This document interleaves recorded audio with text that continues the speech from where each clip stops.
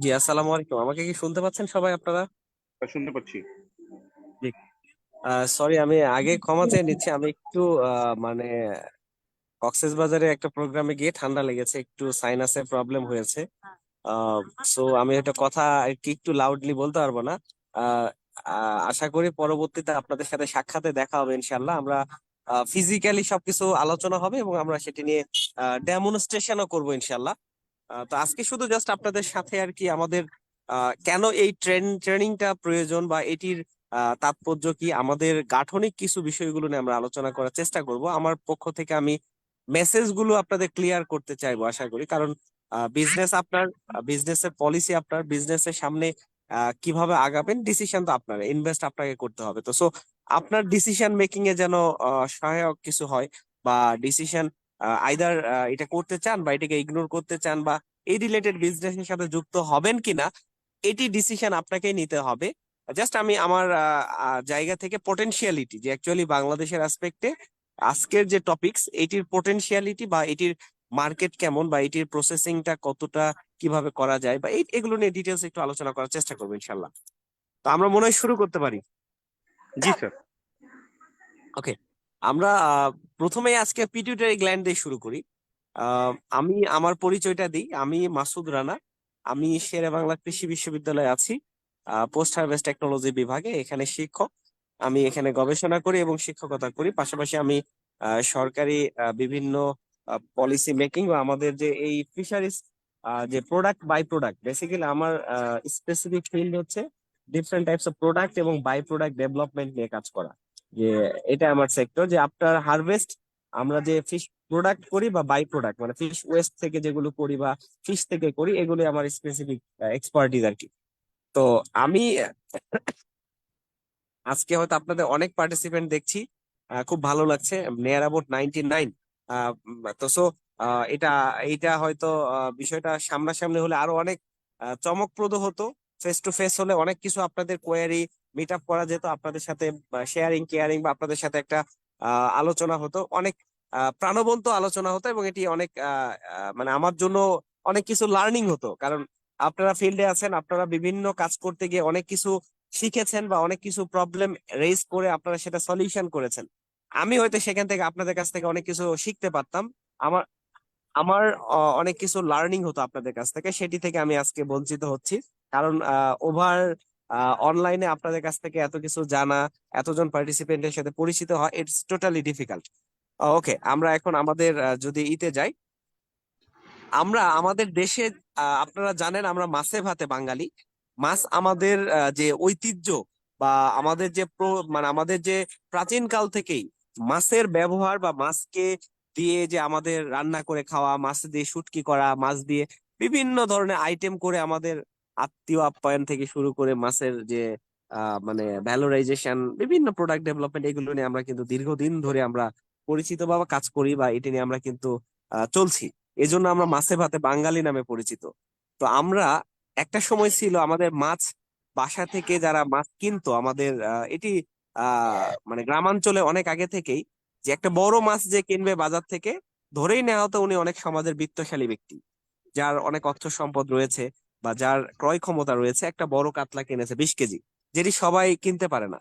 এটি কেনার পরে বাজার থেকে ঝুলিয়ে ঝুলিয়ে এক সময় বাসার দিকে রওনা দিত। সবাই জিজ্ঞেস করতো, ভাই মাছ কত টাকা হয়েছে, দাম কত? মানে এটা একটা তার কাছে প্রাউড ফিলের একটা বিষয় ছিল। জাস্ট বিফোর 10 ইয়ার্স বা এরকম একটা সময় ছিল, এটা কিন্তু ছিল যে মাছকে, গোটা মাছকে বাসায় নিয়ে যাওয়া, জাস্ট হোল ফিশটাকে মার্কেট থেকে ক্যারি করে এটিকে বাসায় নিয়ে যাবে। বাসার মা বোনেরা এটিকে পুকুর পাড়ে নিয়ে গিয়ে কাটবে, এটির প্রসেস করবে, লোকজন দেখবে, আরো দুইটা মহিলা বলবে যে অনেক বড় মাছ। এই তাদের একটা যে সামাজিক একটা হবে আর কি, সমৃদ্ধি বা সামাজিক স্ট্যাটাস ডেভেলপ করবে, এটাই আগে প্রচলিত ছিল। বাট স্টিল নাও এটি কিন্তু চেঞ্জ হয়েছে। এটি কিন্তু এখন, যদি আপনি একটা বড় মাছ কিনে বাজারে নিয়ে যায় আপনার আমার ভাবি বা আন্টির সামনে পেশ করেন, দেখা যাচ্ছে ওনারা বিরক্ত হয়ে যাবেন। Am I right? আপনি বড় একটা কাতলা মাছ কিনলেন, কেনার পর বাসায় নিয়ে গেলেন রাত 10টার দিকে, কি ঘটনা ঘটবে কেউ বলতে পারেন? বকা দিবে। হয়ে যাবে। চিল্লাচিল্লি করবেন আরে ওনারা। হ্যাঁ। বাবা, কে করবে এই মাছ কোটার দা বটি কোথায় পাবে? এটাই তো নাই। Right. Right, right. At the same time আপনি যে উদ্দেশ্যে নিয়ে যেতে চাইলেন, হয়তো ভাবিকে খুশি করার জন্য যে বড় একটা বোয়াল মাছ নিয়ে আসছি 12 কেজি, ভাবি রাতের বেলা আপনাকে ভাত দিবে কিনা সন্দেহ আছে।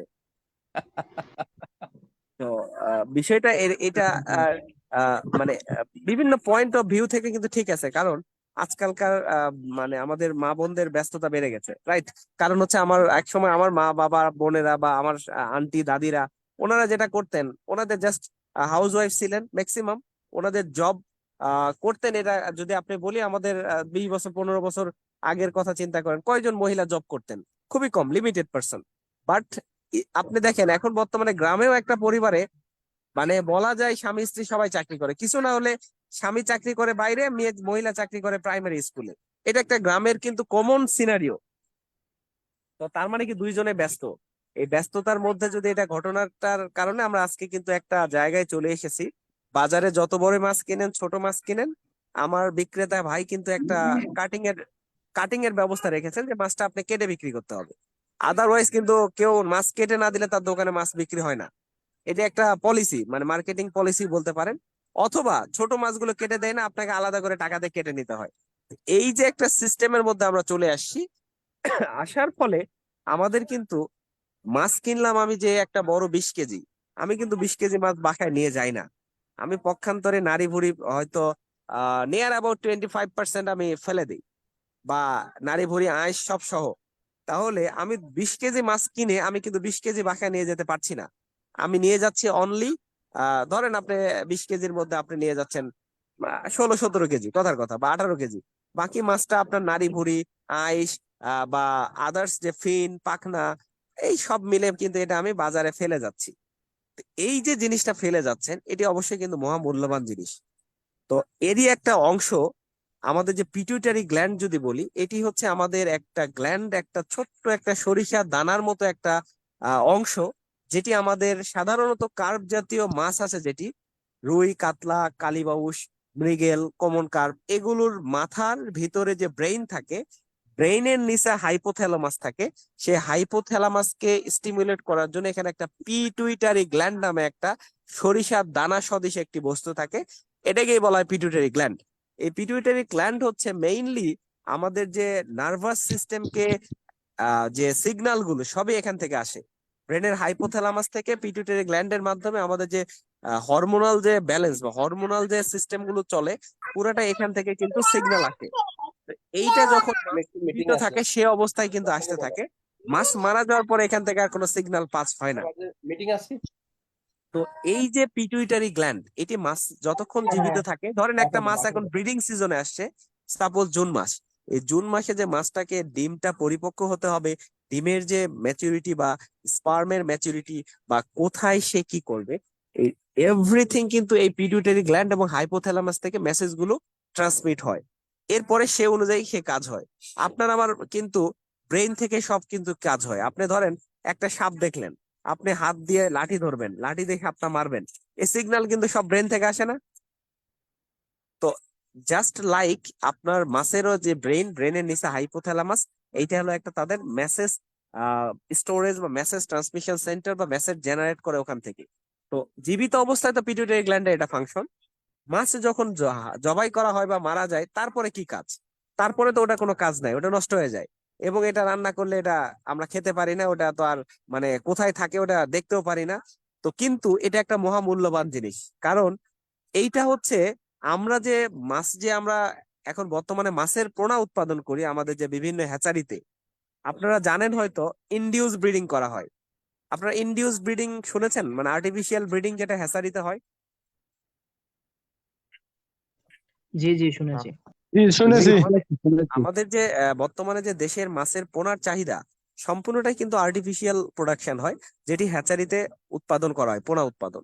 এই পোনা উৎপাদনের প্রথম ধাপ হচ্ছে মা এবং বাবা মাছকে ইরিটেট করা হয় ফর ইনডিউসিং বা for maturing, for rejecting the egg. কারণ হচ্ছে মাছের যে ডিম এটা পরিপক্ক করা হয়, এবং আর্লি ম্যাচুরিটি যেটা বলে, এটা একটা হরমোন দিয়ে করা হয়। সেই হরমোনটা হচ্ছে একটা পিজি, পিটুইটারি গ্ল্যান্ড, তার শরীরে পুশ করে দেওয়া হয়। আরেকটা দেওয়া হয় এইচসিজি, প্রেগনেন্ট মহিলার যে ইউরিন আছে সেই ইউরিনকে এক্সট্রাক্ট করে সেখান থেকে এইচসিজি কালেক্ট করা হয়। HCG means human chorionic gonadotropin hormone.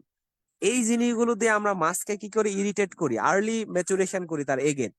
এটা করলে ধরেন আমার তো সারা বছর তাছাড়া পোনা পাবো না, শুধুমাত্র ব্রিডিং সিজন হলো জুন জুলাই মাস, আমার দরকার এপ্রিল মাসে পোনা। তাহলে এপ্রিল মাসে পোনা পেতে হলে আমাকে মাছের গোনাডের আর্লি ম্যাচুরেশন করতে হবে। এটার জন্য আমার হরমোন লাগবে, সে হরমোনটা হচ্ছে পিজি। এই যে মাছের ব্রেইনের নিচে যে দানাটার কথা বললাম, এটাকে ক্রাশ করে, এটাকে পাউডার ফর্ম করে, এটাকে পরবর্তীতে সলিউবল করে ইনজেকশন করে মাছের বডিতে দিয়ে দিলেই তার কিন্তু এই ইনডিউসিং হয়ে যাবে। এটা ইনডিউসিং এজেন্ট হিসেবে কাজ করবে। কারণ কি, এটি জীবন্ত অবস্থায় যেহেতু কাজ করেছে, এটি যখন ড্রাই করে দিবেন, এটার কিন্তু ওই ইনগ্রেডিয়েন্টের ভিতরে আছে। তো সো এটি এই কাজে ব্যবহার হয়, আমি এটা একটু বললাম আর কি। এখন এটি কিভাবে কালেক্ট করবেন, এটি কেন কালেক্ট করবেন, এর মার্কেট কেমন, এটা করার উদ্দেশ্য কি? করার উদ্দেশ্য হচ্ছে, আপনারা জানেন আমাদের দেশ এখন মাছ উৎপাদনে প্রায় প্রায় তৃতীয় পর্যায়ে আছে। এটি আমাদের যদি কারেন্ট স্টাডি বলি, হয়তো আমরা জুন জুলাই একটা রেকর্ড পেয়ে যাব। তো ওয়ার্ল্ডে আমরা কিন্তু থার্ড পজিশনে মাছ উৎপাদনে আছি। তাহলে এই যে থার্ড পজিশনে যাওয়ার কারণ কি, আমরা প্রচুর পরিমাণে স্বাদু পানির মাছ আমরা উৎপাদন করি, রুই, কাতলা, সিলভার, কালীবাউস, পাঙ্গাস, মাল্টিপল মাছ। এই যে মাছগুলো উৎপাদন করতে গেলে আমাদের কিন্তু পোনার যোগান লাগে।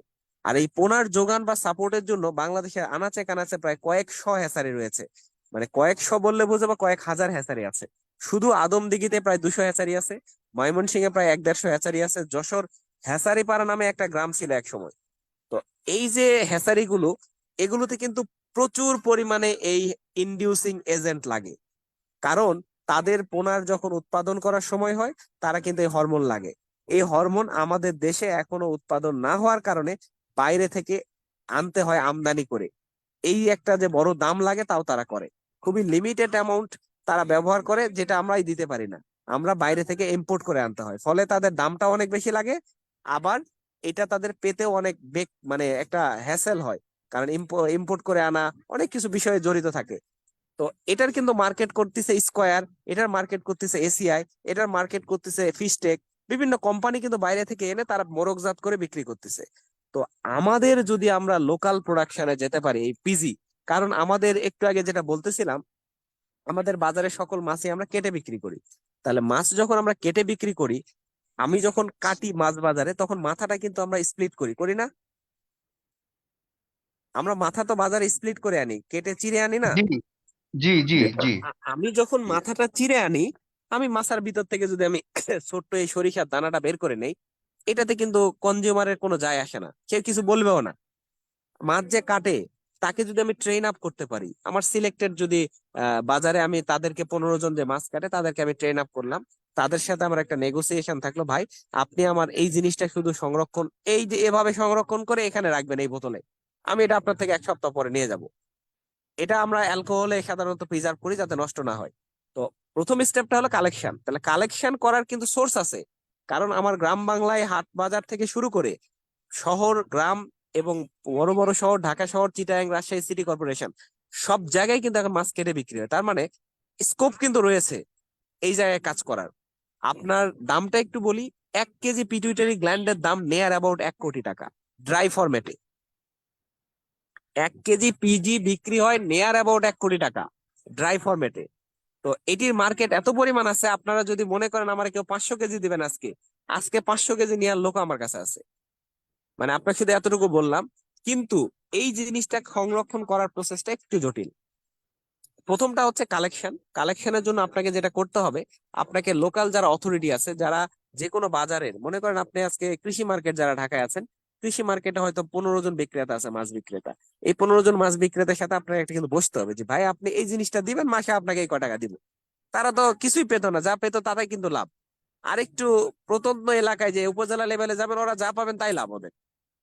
এখন ওদেরকে শুধু ট্রেন আপ করা, যে কিভাবে সে করবে। এটার জন্য আপনাকে যেটা করতে হবে, আপনাকে নিজে আগে শিখতে হবে। শেখার পরে তাকে আপনি একটা গ্রুপ নিয়ে ট্রেন আপ করলেন যে ভাই এই কাজ করবেন। কাজটা খুবই সোজা। মাথাটা যখন সে কাটবে, কাটার সময় সে মাঝখান দিয়ে না কেটে একটু এক সাইডে বড় রাখবে, একদিকে ছোট রাখবে। এরপরে সে ওই ব্রেনটা তো আমরা বের করে, ব্রেনের তল থেকে আস্তে করে ফরসেপ দিয়ে ওটা তুলে নেবে, নিয়ে একটা ইথানলে রাখবে বা অ্যালকোহলের বোতলে রাখবে। এটা একবারে সিম্পল। এটা অত কঠিনও না যে এটা, শুধু সতর্কতা দরকার হচ্ছে যেন এটি আওলায় না যায়। ফরসেপের মাথাটা এমন ভাবে, সে ওই যে রাবারের মাথাযুক্ত ফরসেপ পাওয়া যায়, ওইটা দিয়ে তুলতে হবে। তাহলে কি হবে, এটা মানে নষ্ট হবে না।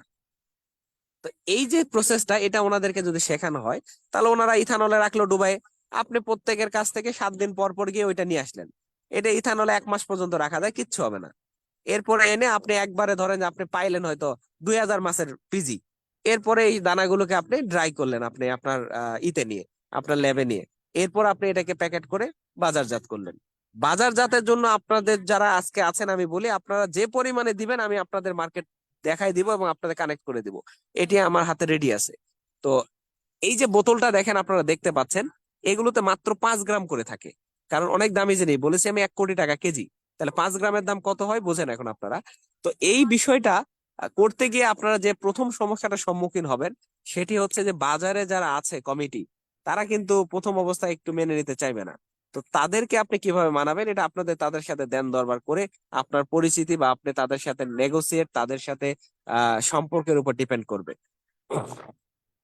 আর এটি যখন একবার করবেন, এই বোতলে আপনি প্রায় 2 থেকে 3 বছর সংরক্ষণ করতে পারবেন।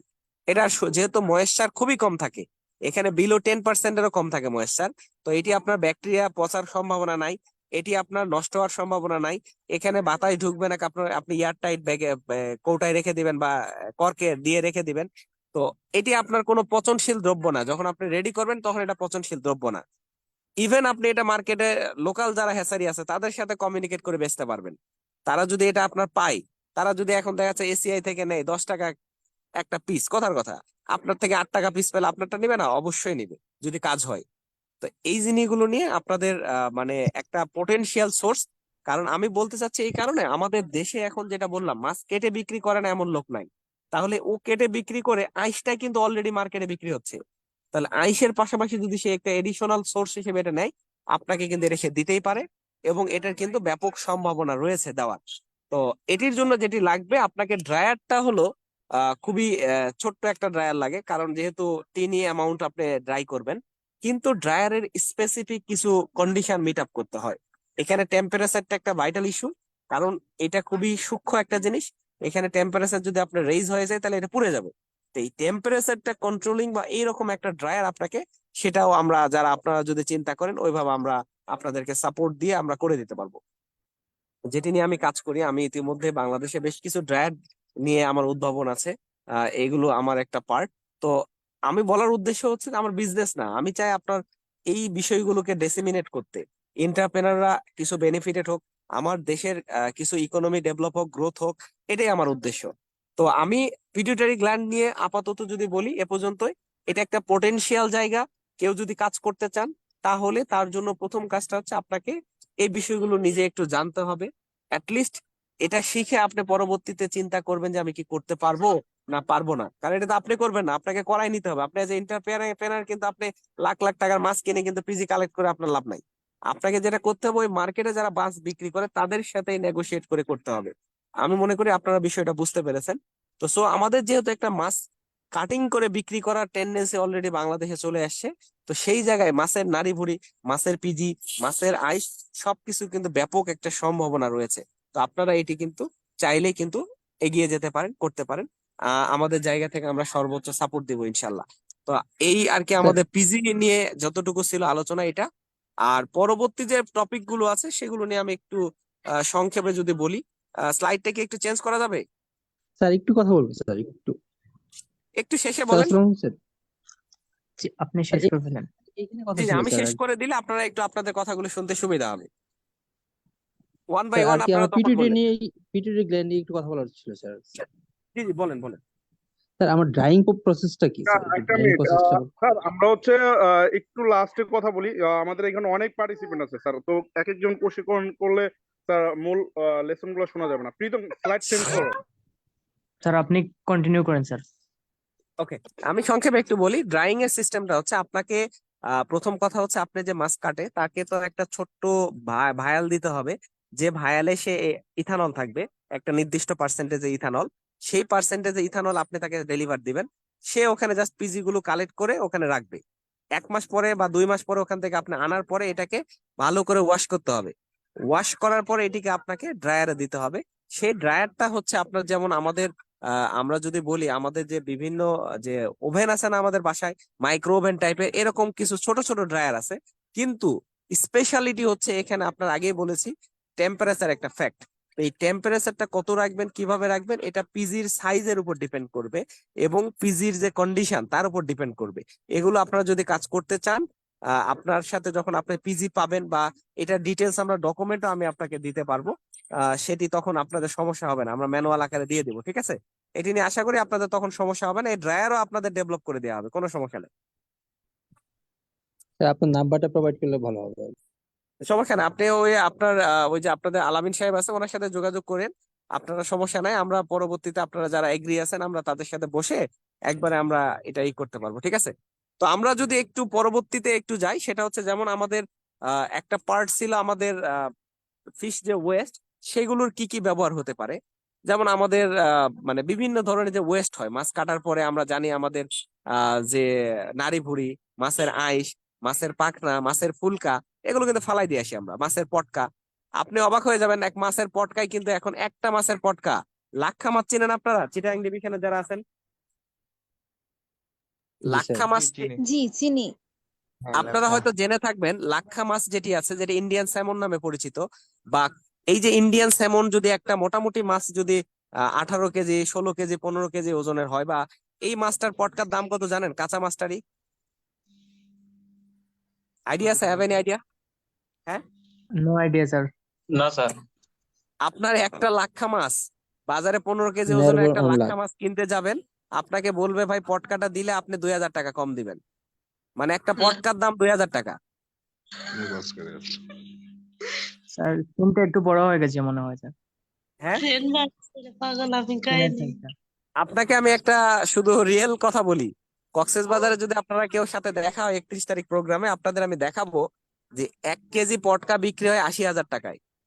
উনি তো 2000 টাকা নিল। মানে আপনারা, আমি বলি, আপনারা যদি কক্সবাজার বা চিটাগাং ফিশারি ঘাটে যান, এখানে আপনি মাছ কেনার সময় কোরাল মাছ, বড় সাইজের কোরাল 5 কেজি ও এভাব 5 কেজি, তারপরে লাক্ষা মাছ এভাব 5 কেজি, এরপরে লাল পোয়া আছে না, পোয়া মাছ, এই পোয়া মাছের পটকা, এগুলো কিন্তু আপনার। তারপরে হলো একটা আছে মাছ হচ্ছে আপনার কামিলা মাছ, চেনেন কামিলা? সামুদ্রিক বাইম যেটা বলে, না স্যার। সামুদ্রিক বাইম, এই ওকে মাছগুলোর ওকে। পটকা হলো বাইরে এক্সপোর্ট হয়। তো এই মাছগুলোর পটকার কেজি নেয়ার অ্যাবাউট 80,000 টাকা শুকায়। তাহলে আপনার থেকে যে 2000 টাকাতে নিল পটকাটা কিনে, যে মাছ বিক্রেতা, উনি কিন্তু আবার এটা উনি এক্সপোর্ট করে না, উনি আবার এটি দেয় সেকেন্ডারি প্রসেসিং। যেমন আমাদের সাগর ফিশ এক্সপোর্ট নামে একজন আমাদের কক্সবাজারে আছে, উনি এটি এক্সপোর্ট করে, উনি নিয়ে গিয়ে এটি শুকায়, শুকানোর পরে এটি বিক্রি করে উনি 80,000 টাকা কেজি। আপনি কি কথা বুঝছেন আমার? তার মানে ওই একটা পটকার ওজন আমি দেখলাম সেদিন, যেটি 2000 টাকাতে বিক্রি করলো, সেটি আমি নিজে ওজন করে দেখলাম 240 গ্রাম হয়েছে শুকানোর পরে। তাহলে 80,000 টাকা কেজি হলে 240 গ্রামের দাম কত হয় একটা পটকার?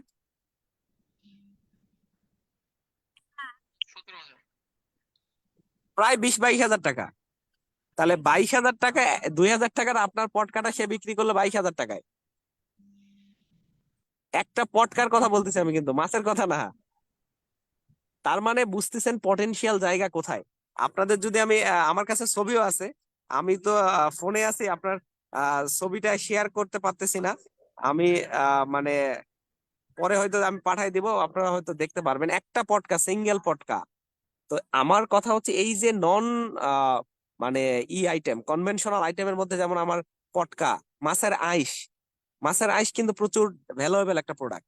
তো এর বাইরে এই যে নাড়ি ভুড়ি থেকে, এগুলো থেকে ফিশ মিল, যেটা 400 টাকা কেজি মাছের খাদ্যে ব্যবহার করা হয়, গরুর খাদ্যে ব্যবহার করা হয়, মুরগির খাদ্যে ব্যবহার করা হয় প্রোটিন সোর্স হিসেবে। এরপরে মাছের তেল, বাইরে থেকে আমরা যখন ভিটামিন ডি এর অভাব হয় ডক্টর সাজেস্ট করে ফিশ ওয়েল, এবং এগুলো আমেরিকা ইউকে থেকে আসে, ওগুলো আমরা খাই। আমরাও কিন্তু বাংলাদেশে করতে পারি চাইলেই, কিন্তু এখনো পর্যন্ত এরকম ইন্ডাস্ট্রি হয় নাই। এই যে জায়গাগুলো আমাদের দেশে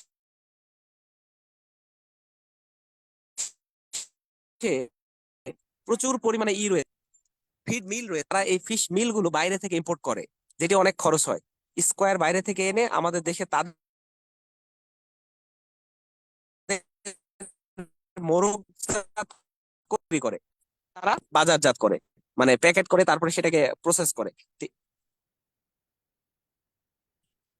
তো এই যে জায়গায় আপনাদের কাজ করার কিন্তু অনেক সুযোগ আছে, সম্ভাবনা রয়েছে।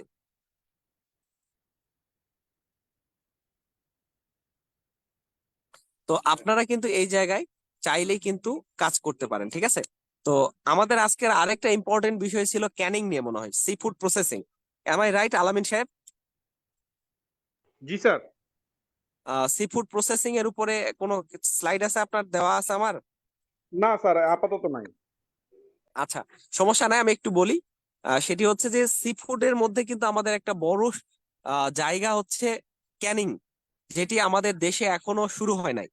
আপনার পৃথিবীর বিভিন্ন দেশে মাছের কৌটাজাতকরণ পণ্য পাওয়া যায়, যেমন আপনার টুনা মাছের ক্যান পাওয়া যায়, সার্ডিন মাছের ক্যান পাওয়া যায়, স্যামন মাছের ক্যান পাওয়া যায়, ইভেন ক্র্যাব মিটের ক্যান পাওয়া যায়। তো এগুলো কিন্তু ভ্যালুয়েবল ডিমান্ডেবল একটা আইটেম। আমাদের দেশ এখনো সে জায়গায় আমরা অনেক পিছিয়ে আছি। আমাদের দেশ মাছের অনেক সমৃদ্ধ, আমরা যদি বলি সি ফিশে সমৃদ্ধ, আমরা ফ্রেশ ওয়াটার ফিশে সমৃদ্ধ, কিন্তু আমরা এখনো এটিকে হাইলি প্রসেস কোনো প্রোডাক্ট ডেভেলপ করতে পারি নাই, due to our absence in market. কারণ আমাদের যে মার্কেটে আমাদের কিন্তু কনজিউমার এখনো এই লেভেলের কনজিউমার এখনো গ্রো হয় নাই।